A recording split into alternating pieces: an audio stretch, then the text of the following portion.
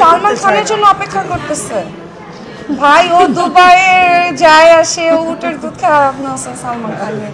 ও চাইলে সালমান খান কেন, সালমান খানকে যে মানে সালমান খান যাকে আব্বা ডাকে তাকেও বিয়ে করতে পারে। মিষ্টি আপু সালমান খান যদি হয়ে যায় তাহলে সালমান খানকে কি বলবেন আপু?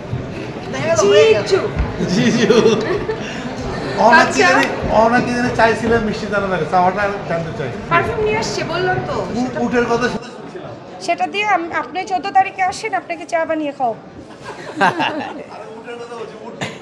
হ্যাঁ, ওই যে কুরবানি ঈদে আসুক, ও একটা উট নিয়ে আসবে, আমার পরে সবাইকে বিলাবে। ডাকবো সবাইকে, আমরা দুবাই থেকে ইম্পোর্ট করবো।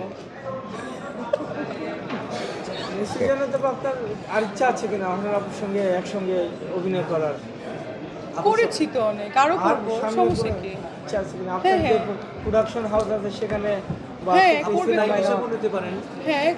আমি এখন নিজে একটু মিডিয়া কম করছি, সো আমি এখন ব্যবসাতে খুব ফোকাস করছি। আজকে একটা সুন্দর প্যান প্যাসিফিক সোনারগাঁ এত সুন্দর একটা মানে মেলা হচ্ছে, যেটা আমরা ইভেন্ট করে আমরা নিজেরা খুব প্রাউড ফিল করছি। ইনশাল্লাহ আমরা এই কাজগুলোকে নিয়ে অনেক এগিয়ে যেতে চাই। শুটিং হাবিজাবি এগুলো নিয়ে আপনাদেরকে আমি পরে সময় দেব।